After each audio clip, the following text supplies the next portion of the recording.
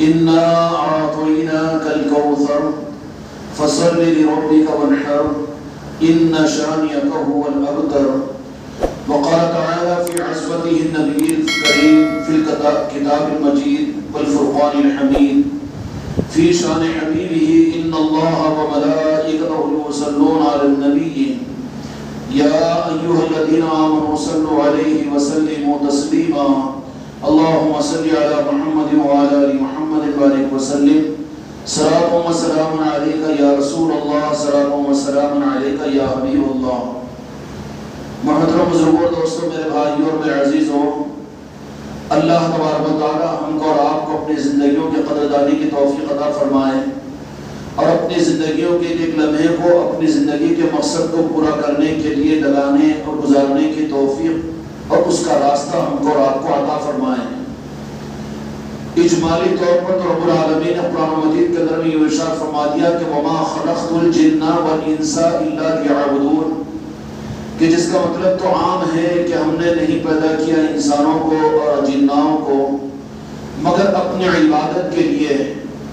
عمومی طور پر زیادہ وضاحت نہ ہونے کی وجہ سے یا اپنی کم سمجھگی کی وجہ سے عبادتوں کا خلاصہ اور ہمارے نظروں میں صرف یہ ہے کہ عبادت سے مراد نماز ہے، زکوٰۃ ہے، حج ہے اور رمضان کے روزے ہیں اور اچھی باتوں پر عمل کرنا ہے، برے باتوں سے رکنا ہے، فرائض ہے، سنن ہے، نوافل ہے، مستحبات ہے۔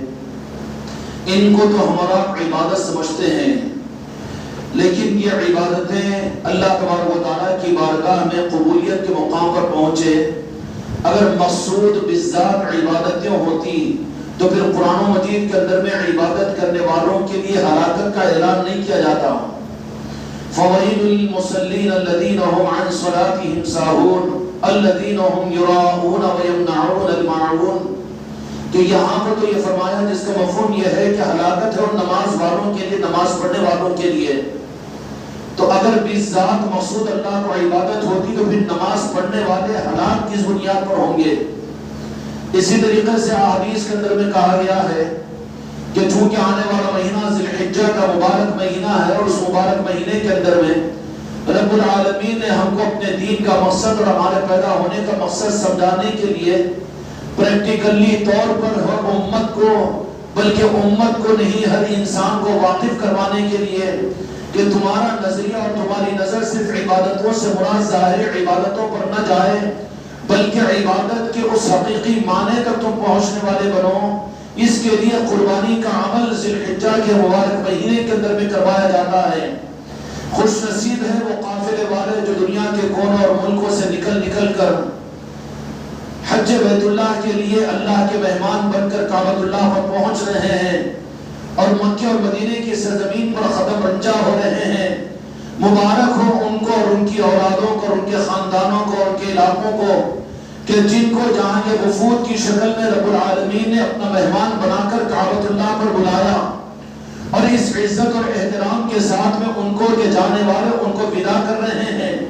وہ منظر آپ نہ دیکھنے کے باوجود بھی اخباروں میں، ٹیلی ویژنوں کے اوپر، یوٹیوبوں پر دیکھ رہے ہوں گے کہ جانے والے حجازان اکرام کو الوداع کہنے کے لیے لوگ بڑی عظمت کے ساتھ، صرف عظمت کے ساتھ میں نہیں بلکہ جانے والوں کے دل منور ہو کر آنکھوں سے آنسو نکلتے ہیں۔ اللہ تبارک و تعالیٰ کا شکر و احسان ہے کہ ابھی اتنی بدعقیدگی نہیں آئی کہ ہم اس درجے پر بھی نہیں نیچے گر گئے۔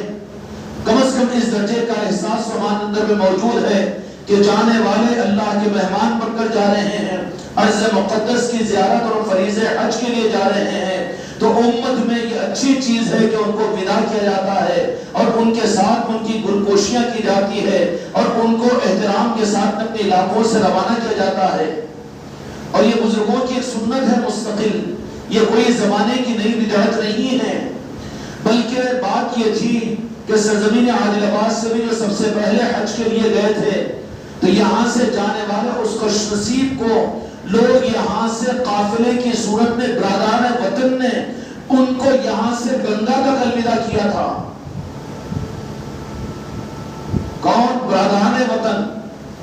اور وہ ہمارے برادران وطن نے عظمت کے ساتھ میں کہ تم کعبۃ اللہ کو جا رہے ہو لیکن عظمتیں ختم ہو رہی ہے نا، کیونکہ بہت سی وجوہات بنی اس کے اندر میں. ہم تو اس بات کے لیے بھی تیار نہیں کہ جو حج کے لیے جائے ان کی خدمت میں پہنچ کر ان سے دعا کی درخواست کرے اور ان کو الوداع کہے. اہمیت اور عظمت ختم ہوتی جا رہی ہے. لیکن سرزمین عادل آباد کی تاریخ میں سنا رہا ہوں کہ جو یہاں سے جاتے تھے آج سے 180 سال پہلے، نہ تو وہ حیدرآباد کی بسز تھی، نہ وہ ٹرین تھی، نہ ایروپلین کا نظام تھا، بلکہ پانی کے جہازوں سے ان کا جانا ہوتا. اور وہ لوگ بامبئی کے ذریعے سے جاتے تو یہاں سے قافلے کی صورت میں جس میں برادران وطن ہوتے، غیر مسلم حضرات ہوتے، اور جلسے اور جلوس کی صورت میں کیا کہتے ہیں وہ گنگا کے پاس میں کون سا برج ہے وہ بن گنگا ڈولورا، وہاں تک جلوس کی شکل میں لے جایا جاتا تھا. لیکن غنیمت ہے کہ میدان عیدگاہی سے روانہ کر رہے ہیں. لیکن ان عظمتوں کو اور آگے بڑھانا چاہیے. وہ اس بات کا اظہار ہوتا ہے کہ حج کے فریضہ کرنے والے تو کریں گے، لیکن اس کی تعظیم اور اس کی عظمت ہمارے اندر میں موجود ہے. یہ بھی قابل قدر چیز ہے. میرے دوستوں، میرے بھائیوں اور میرے عزیزوں، ذی الحجہ کا مبارک مہینہ آئے گا. حجازان اکرام تو کعبۃ اللہ پر پہنچ کر مناسک حج ادا کریں گے اور وہ مناسک حج کو ادا کریں گے. لیکن عمومی طور پر بھی امت کو کیا ملے، اس کا انتظام ذی الحجہ کے مبارک مہینے میں عمومی طور پر صاحب نصاب لوگوں کے اوپر ایک وہ قربانی جو 4,500 برس پہلے اس روئے زمین پر مینا کے میدان میں ایک حضرت ابراہیم خلیل نے حضرت اسماعیل علیہ السلام اپنے شہزادے کو، اپنے بیٹے کو میدان مینا میں لٹا کر اللہ کے حکم کو پورا کرنے کے لیے، اور وہ حکم بھی راست حضرت جبرائیل علیہ السلام کے ذریعے سے نہیں ملا تھا. وہ تو منافق ہوتے ہیں کہ جو حکم ملنے کے بعد میں نظر انداز کر دے. وہ باغی اور وہ تو کافر ہوتے ہیں کہ نماز کو بلایا جائے، اذان کو، نماز کو چھوڑ دے. مسلمان کو معلوم ہے کہ روزے رکھنا فرض ہے، پھر روزے چھوڑ دے. دین پر چلنے کا استحضار ہو جائے، اس کے باوجود چھوڑ دے. تو ان کا شمار تو بہت نیچے کے لوگوں میں ہوتا ہے. لیکن اس قربانی کے عمل کے لیے حضرت ابراہیم علیہ السلام کو جبرائیل علیہ السلام کو نہیں بھیجا گیا، بلکہ وہاں پر صرف حضرت ابراہیم علیہ السلام کی خواب میں بشارت دی گئی ہے. اور یہ دیکھ رہے ہیں اپنے خواب کے اندر میں کہ وہ حضرت سیدنا اسماعیل علیہ السلام کہ جو فطری اعتبار سے غیر طبعی عمر کے اس حصے میں اللہ نے نرینہ اولاد عطا فرمائی، اور جن سے سیدنا ابراہیم علیہ السلام کے دل کی محبت کا تار جڑ رہا تھا، اور حضرت اسماعیل علیہ السلام کے ساتھ فطری محبت کا غلبہ محسوس ہو رہا تھا. تو رب العالمین نے کیا کیا کہ دوستو تم ہمارے ہو، اب مقصد کے درمیان میں کوئی اور چیز نہیں آنی چاہیے. میرے بھائیوں، عبادات بذات مقصود نہیں ہے ہم سے اور تم سے. ہم نماز پر آ گئے، ہم روزوں پر آ گئے، ہم زکوٰۃ پر آ گئے، ہم حج پر آ گئے، اور ہم ذکر پر آ گئے، ہم قرآن کی تلاوت پر آ گئے، ہم اچھے کام کے کرنے پر آئے. لیکن مقصد نہیں ہے یہ.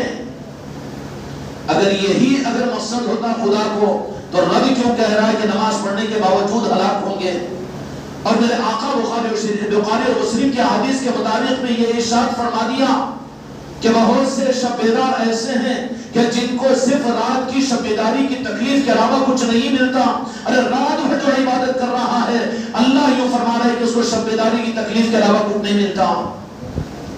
اور اللہ تعالیٰ نے قرآن مجید کے اندر میں فرما دیا کہ تم جو جانوروں کی قربانی اور ذبیحہ کرتے ہو، قربانی دیتے ہو، اللہ کے پاس میں تمہارا یہ گوشت اور خون نہیں پہنچتا، بلکہ تمہارے اندر کی نیت اور ارادہ پہنچتا ہے. اگر بذات عبادات مقصود ہوتی تو رب العالمین یہ نہیں کہتا.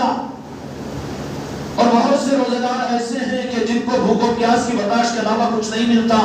عبادتیں مقصود بذات ہوتی رب العالمین کو تو اللہ تبارک و تعالیٰ یہ بات نہیں فرماتا. یہ بات فرما رہا ہے، اس کا مطلب یہ ہے کہ عبادت ذریعہ ہے کچھ حقیقت تک پہنچنے کا. اور وہ حقیقت کیا ہے؟ ام صادقہ کے لیے حقیقت رب العالمین کی انبیاء کے لیے تھی کہ وہ خدا کی محبت میں وہ کسی چیز کے درمیان میں لائے، اللہ اس کو برداشت نہیں کرتا تھا. ابراہیم علیہ السلام کی چاہت اسماعیل علیہ السلام کی طرف میں بڑی. اچھا، چاہت بری نہیں تھی نا، اولاد کی محبت تو فطری چیز ہوتی ہے. ابراہیم علیہ السلام میں تو صورت بشر ہی کے اندر میں تھے، بنی آدم کی اولاد تھے. اولاد سے محبت بھی تو کرنا کوئی بری چیز نہیں ہے، لیکن یہ معیارات ہوتے ہیں۔ انبیاء اکرام علیہ السلام کو، سابقہ کے لیے ان انبیاء کو یہ قانون تھا کہ وہ رب کے علاوہ، رب کے مقابلے پر کسی سے محبت اور کسی کی چاہت میں وہ گرفتار نہ ہو۔ رب اس کو برداشت نہیں کرتا تھا۔ سمجھ میں آگی بات؟ تو ابراہیم علیہ السلام کے لیے امتحان کے لیے کن کو لایا گیا؟ نارے نمرود میں ڈالے گئے، اس پر بھی کامیاب ہوئے، اپنے علاقے سے دور ہوئے، اس پر بھی کامیاب ہوئے، حضرت حاجرہ علیہ السلام کو لے کر جنگل بیابان میں چھوڑا، اس پر بھی برداشت کیا اور اس پر بھی، لیکن اس کے بعد نے دیکھا کہ حضرت ابراہیم علیہ السلام اسماعیل علیہ السلام کے ساتھ میں منشا اللہ کی تھی اور محبت بھی تو ایک پیغمبر اور نبی کی تھی۔ حضرت اسماعیل علیہ السلام میں تو اپنے وقت کے جلیل القدر پیغمبر تھے، اور اعزاز یہ کہ انبیاء جن کی پیغمبری کے اوپر ناز کرے کہ کون ہیں؟ سیدنا اسماعیل علیہ السلام وہ ہیں کہ جن کی نسل ظاہری کے اندر میں دو جہاں کے مالک میرے آقا حضرت محمد مصطفیٰ صلی اللہ علیہ وسلم کو رب العالمین نے بنو اسماعیل میں ظاہر فرمایا۔ اولو العزم نہیں بلکہ خاتم النبیین، ایسے نبی کے آل کے آبا و اجداد حضرت اسماعیل علیہ السلام، تو پھر نبی کی محبت بھی تو ممنوع نہیں تھی نا۔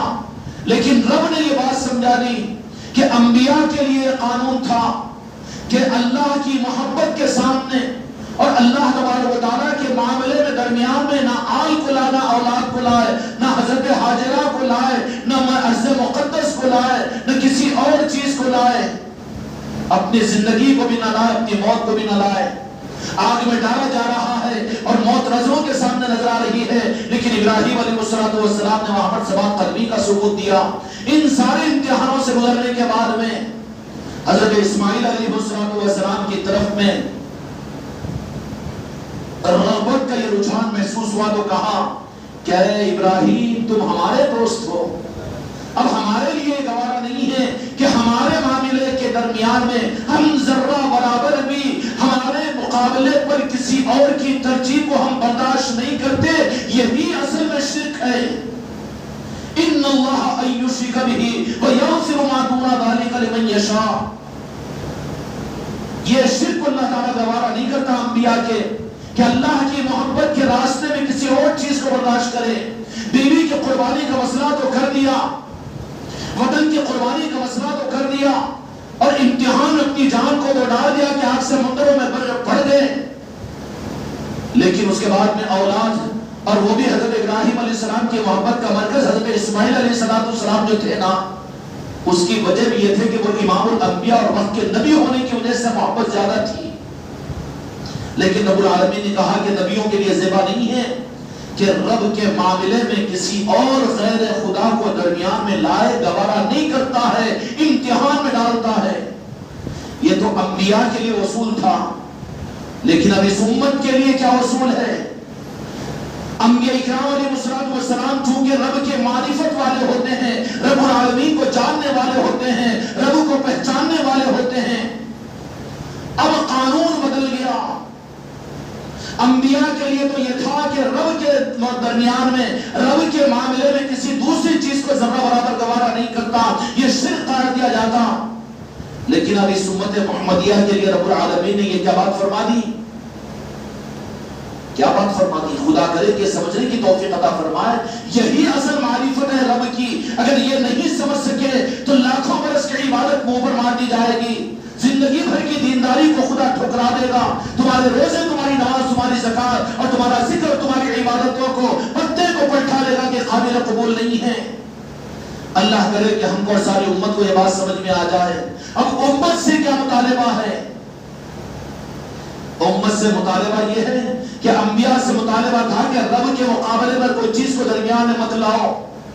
اب امام الانبیاء خاتم النبیین، میرے آقا دو جہاں کے مالک اور محبوب رب العالمین حضرت محمد مصطفیٰ صلی اللہ علیہ وسلم کی بعثت کے بعد میں رب العالمین نے یہ بات فرما دی کہ جو تمہارا ہے وہ میرا ہے، جو تمہارا نہیں وہ میرا نہیں۔ قل ان کنتم تحبون اللہ فاتبعونی ویحببکم اللہ، انا اعطیناک الکوثر فصل لربک وانحر ان شانئک هو الابتر۔ یہ ساری آیتوں کے ذریعے سے رب نے یہ بات بتلا دی کہ میں تو اب تمہاری نظروں سے چھپا ہوا، تم نبی نہیں ہو، تم رسول نہیں ہو، تم میں یہاں بیٹھ کر جو بول رہا ہوں اور تم لے یہ جو خانقاہ محمدی میں آ کر بیٹھ کر سن رہے ہو، نہ نبی ہے نہ رسول ہے۔ ہم تو اپنی عبادت کی قبولیت کا بھی دعویٰ نہیں کر سکتے، نخوت ہو جائے گی، شیطانیت اور مردودیت ہو جائے گی ہم اگر اپنے آپ کو اپنی ٹوٹی پھوٹی نماز پڑھ کر اپنے آپ کو ہم نمازی سمجھے۔ توبہ کر اس مزاج سے، پلٹ کر آ رب کی طرف میں عاجزی کے ساتھ میں۔ اللہ کو قابل قبول نہیں ہے، خدا پسند نہیں کرتا جو خود کو عبادت کر کے یہ سمجھ لے کہ میں بھی عبادت گزار ہوں، میں بھی حاجی ہوں، میں بھی نمازی ہوں، اور میں بھی دیندار ہوں، میں بھی پیر ہوں، میں بھی مرید ہوں، میں بھی مفسر ہوں، میں بھی حافظ ہوں، میں بھی عالم ہوں۔ یہ تو خدا کا فضل ہے، اپنی طرف اپنی ذات پر کہاں لے سکتا؟ تو پھر مقصود کیا تھا؟ میرے آقا کو ظاہر فرمانے کے بعد میں خدا کی منشا کائنات کی پوری ہو گئی۔ لولاک لما خلقت الافلاک، اللہ نے فرما دیا کہ مجھے کائنات کے بنانے کا مقصد صرف اپنے محبوب کو ظاہر کرنا تھا۔ جب میرے آقا اس دنیا میں ظاہر ہو گئے، امام الانبیاء، خاتم النبیین، امام الرسول، اور سیدنا محمد رسول اللہ صلی اللہ علیہ وسلم کی بعثت جب ہو گئی، آپ ظاہر ہو گئے، تو خدا کا قانون کیا بدل گیا کہ میں تو دکھنے والا نہیں ہوں، بندو تم امتحان میں پڑ جاؤ گے، اب تم امتحان میں تمہارے لیے میں آسانی کر دیتا ہوں کہ ان نبیوں کے لیے، چونکہ وہ میرے نبی اور رسول تھے، وہ مجھے پہچانتے تھے، میں نے انہیں اپنے علوم دیے تھے اور وہ مجھ سے شناسا تھے، اس کے لیے میری ناراضگی سے وہ ڈرتے رہتے تھے اور سب کچھ میری مرضی کے لیے قربان کرنے والے انبیاء تھے۔ لیکن امت محمدیہ کے لیے اس مقام پر ہم نبی اور رسول تو نہیں ہیں نا، پھر امت کے لیے کون سا مقام ہے؟ مقام معرفت، مقام حق۔ کان کھول کر سن لو کہ صرف ذات مصطفیٰ، نالے پاک مصطفیٰ ہے جو آقا کا نہیں، وہ رب کا نہیں، جو رب کا نہیں وہ کسی اور کا نہیں۔ اب معاملہ امت کے ساتھ بدل گیا خدا پاک کا۔ نبیوں کے لیے امتحان اللہ کی محبت کا ہوتا تھا، اب اس امتی کے لیے کان کھول کر سن لے مسلمان، اب تیرے لیے امتحان تو میرے آقا کے عشق اور محبت کا ہوگا۔ اس لیے صحابہ کرام رضی اللہ تعالی عنہم کی قربانیاں زیادہ مصطفیٰ کے لیے تھی۔ میرے صحابہ کرام رضی اللہ عنہم کی زندگی کا محور صرف ذات مصطفیٰ کی خوشنودی تھا، فریفتگی تھی، قربانیاں تھی، شہادتیں تھی، تو صرف اور صرف ذات مصطفیٰ کے لیے۔ ایک صحابیہ نکل کر میدان میں دوڑتی ہے، کہنے والے کہہ رہے ہیں، پوچھ رہی ہے وہ صحابیہ، ارے ہم تو شرم کرے، اللہ نے ہم کو تو مرد بنایا، لیکن یہ میرے وہ صحابہ کرام کی وہ ازواج مطہرات اور صحابیات تھی۔ میدان کے طرف میں دوڑ رہی ہے، صحابہ کرام نے رکا کر پوچھا کہ کہاں جا رہی ہو؟ کہہ رہے ہیں کہ میرے آقا دو جہاں کے مالک کی خیریت معلوم کرنے کے لیے۔ کہا کہ وہ تو پتہ نہیں، لیکن تمہارا باپ شہید ہو چکے میدان جہاد میں۔ کہا کہ ٹھیک ہے، آگے بڑھی، لوگ رکا کر پوچھے کہ کہاں جا رہی ہو؟ فضائل اعمال میں یہ واقعہ موجود ہے، لیکن رخ کو بدلا دیا جاتا ہے، گمراہیت کی طرف میں ڈال دیا جاتا ہے۔ کہا کہ بھائی شہید ہو چکا، کہا کہ صبر کر لوں گی میں، لیکن مجھے یہ بتاؤ کہ میرے آقا یہ کس کا عشق مصطفیٰ تھا؟ یہ عورتوں کا تھا۔ تمہاری عورتیں دنیا سے عاشق تو تم بناتے ہو، اچھے کپڑوں سے بناتے ہو، لیکن جیسے مسلمان مرد کے لیے، مسلمان کو مومن بننے کے لیے عشق مصطفیٰ ضروری ہے، تمہارے میرے بیوی بچوں کو، ماں اور بہنوں کو جب تک مومن نہیں بن سکتے جب تک میرے آقا سے عشق نہ کرے وہ۔ اور ہماری بہنیں، ہماری بیٹیاں، ہماری مائیں بھی سبق سکھاؤ ظالموں، اگر تم اپنی عورتوں کو عاشق مصطفیٰ اگر نہیں بنا رہے ہو تو تم نے ان کا حق تلف کیا، مسلمان بنا کر جہنم میں پہنچاؤ گے۔ اگر ہے احساس ایمان کا تو اپنی عورتوں کو سمجھاؤ میرے آقا کی عظمت کیا ہے، میرے مصطفیٰ کی تعظیم کیا ہے، میرے آقا پر فرزگی کیا ہے۔ یہی ایمان ہے صرف ایک مطالبہ رب العالمین کا۔ ارے مسلمان تو انجان ہے، اس نے دستانے کے پہننے کو دین سمجھ لیا، بیتابوں کے پہنانے کو دین سمجھ لیا، لیکن عشق مصطفیٰ اپنی گھر کی عورتوں کو نہیں دے رہا ہے، تو یہ اپنی عورتوں کا حق طلب کر رہا ہے۔ مسلمان بنایا لیکن مومن بنانے کی فکر نہیں ہے۔ اور کہاں بنیں گے مومن؟ گھر کے باہر جانے کی ضرورت نہیں، تم اپنے گھر میں اپنے عورتوں کے سامنے میرے آقا کا عشق اور میرے آقا کی عظمت اور میرے آقا درود پاک کے دستر ہے، نعت شریف تمہارے بچے گنگنائیں، گھروں میں ذکر کی مجلسیں رکھے، آل علی اور اولاد علی کی نسبت کی محفل اپنے گھروں میں کرو، تو دیکھو خود بخود تمہاری عورتوں میں تو جہاں کے مالک کے ساتھ ہے وہ عشق پیدا ہوگا۔ اب تو سمجھا دیا کچھ اور گیا نا، پڑھنا بالکل پلٹا دیا گیا۔ اگر اس کو عشق کا جائے تو پیشانی پر بل آ جاتے ہیں اس کے۔ اگر عورتوں کے عشق رسول کی ضرورت نہیں، صحابی ہے اصحابی کا نجوم بِأَيِّهِمْ اقْتَدَيْتُمْ اهْتَدَيْتُمْ، یوں فرمایا کہ آگے جائے جیسے ہی بڑی وہ صحابیہ، تو کہا کہ کہاں جا رہی ہو؟ تو دو جہاں کے مالک میرے آقا کا کیا حال ہے؟ کہا کہ تمہارا بیٹا بھی شہید ہو گیا۔ کہا کہ کوئی بات نہیں، لیکن مجھے یہ بتاؤ کہ میرے دو جہاں کے مالک میرے آقا صحیح و سلامت ہے کہ نہیں ہے؟ کہ یہ نماز تھی، یہ زکوٰۃ تھی، یہ حج تھا، یہ علم تھا، یہ پیری مریدی تھی۔ یقیناً خدا کی قسم پیری مریدی اس در تک پہنچنے کا اصل ذریعہ ہے۔ اگر اس ذریعے کو ہم نے اختیار نہیں کیا تو عشق کے دروازوں سے اور کہیں بھٹک جائیں گے۔ آل علی اور اولاد علی کی محبت اور اولیاء کی محبت کے بغیر عشق رسول حاصل نہیں ہوتا، اس کے لیے دروازہ ہی نہیں کھلتا۔ ان کے عشق تک پہنچنے کے دروازہ پنجتن پاک کی ذات ہے، بیت و سلوک ہے، خانقاہی نظام ہے، غوث و خواجہ کے نظام ہے اور یہ اولیاء کا نظام ہے۔ میڈیکل پر دوائیں ملتی ہے، کرانے دکان پر کھانے کا سامان، اب کھانے کی دکان پر میڈیکل کی دوائیں خریدنے کے چکر میں اب کہہ رہا ہے کہ نہیں میڈیکلوں کی ضرورت نہیں ہے۔ کیوں؟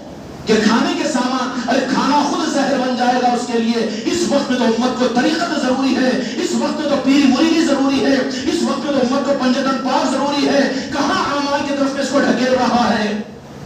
اس سے زیادہ ضروری یہ ہے یہ ہوگا تو صحت بنے گی۔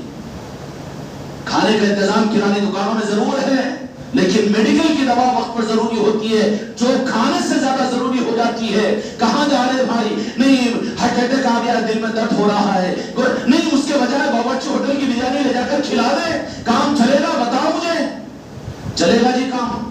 قادر بھائی کہاں پر ہے؟ اٹھاؤ، کام چلے گا بریانی سے؟ کام تو چلے گا وہ پین کلر کی دوا سے، دوا کے بجائے غذا دے رہا ہے۔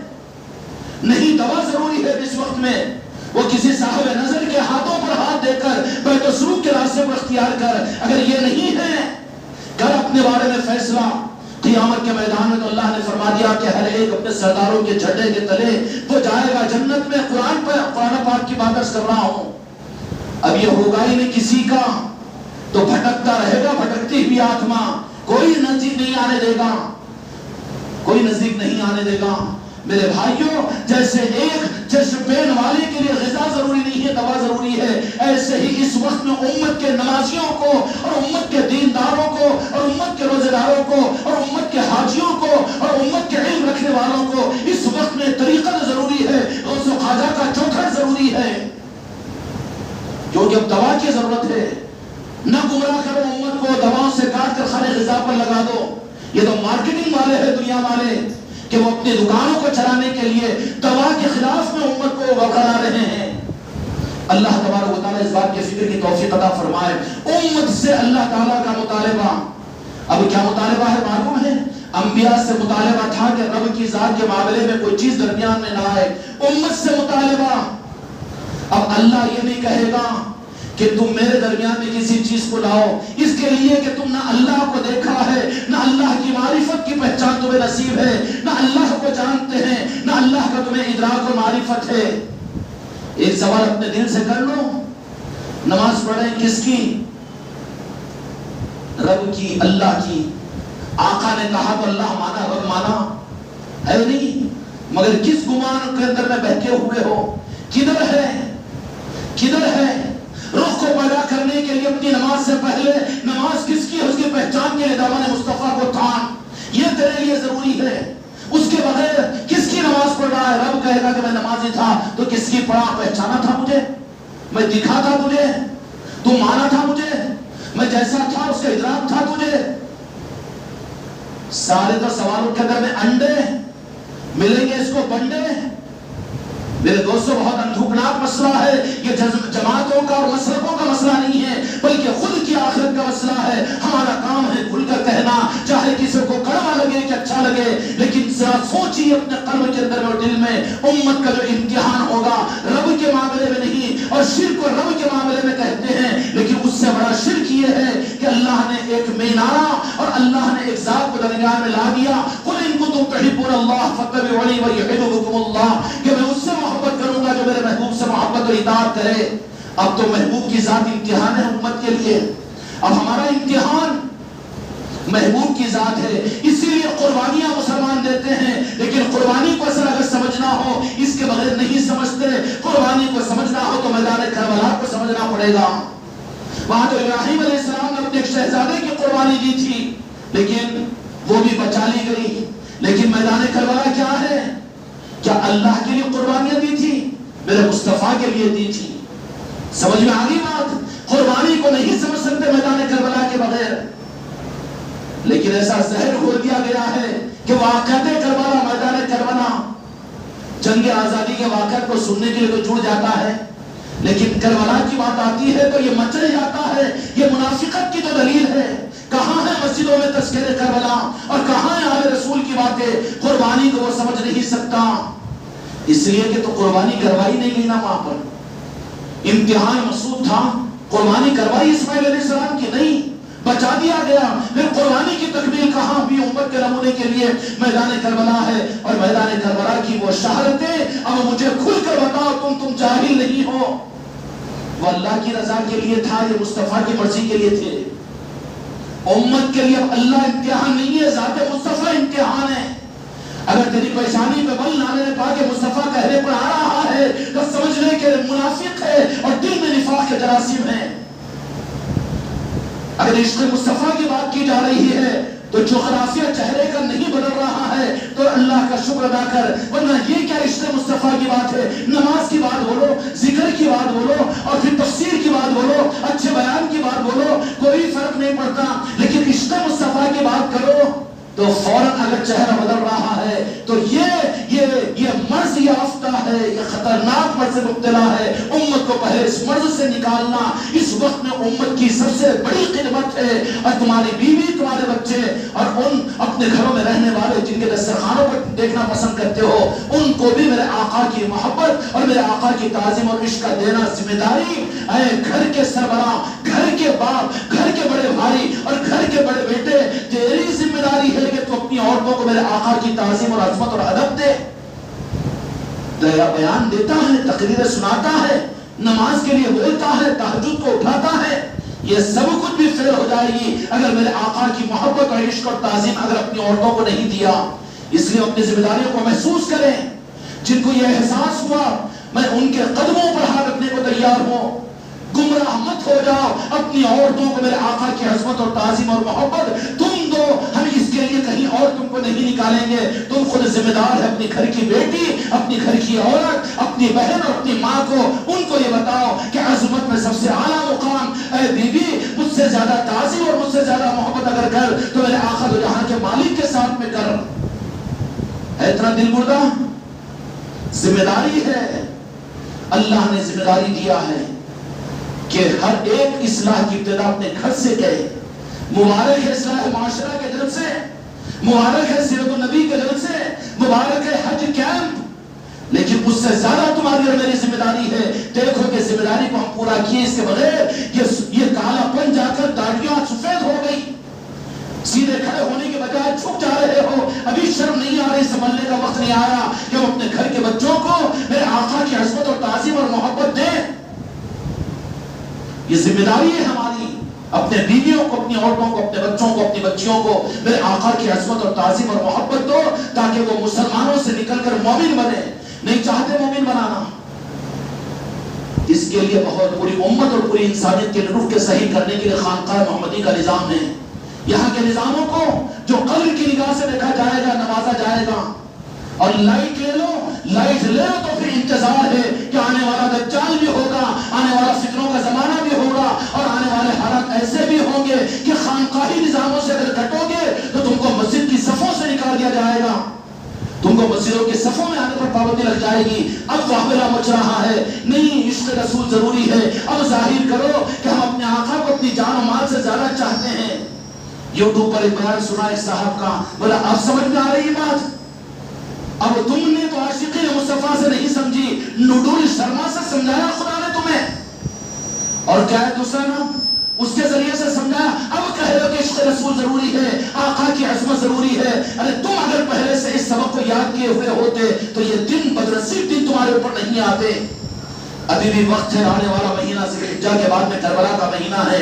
اگر قربانی کو عقل سمجھنا ہو تو پھر اس کو میدان کربلا کی قربانی سے سمجھنا پڑے گا. اور کربلا کی قربانیاں رب کے لیے, ارے مصطفیٰ کی رضا میں خود رب کی رضا ہے. وہ رب کی رضا کہاں پائے گا جس سے میرے مصطفیٰ ناراض ہو جائیں گے. منافقین کے اعمال, ان کی قربانیاں, ان کا حج تو ان کے منہ پر مار دیا جائے گا. تو کتنا دکھناک مسئلہ ہے. تو ہمارے لیے مسئلہ تو عشق مصطفیٰ ہے, اس لیے حاصل کرو جہاں سے بھی ملے, اور اس طرف میں اس میدان میں اپنے آپ کو آگے بڑھاؤ. ورنہ ہاتھ ملتے رہیں گے قیامت کے میدان میں, کہاں ہے میری نمازیں, کہاں ہے میری تہجد, کہاں ہے روزانہ کے 5 پارے کی تلاوت, اور کہاں ہے 3 حج, اور کہاں ہے 10 عمرے, اور کہاں ہے میری تقریریں. کچھ نہیں ملے گی. رب کہہ دے گا جو میرے محبوب کا نہیں وہ میرا نہیں.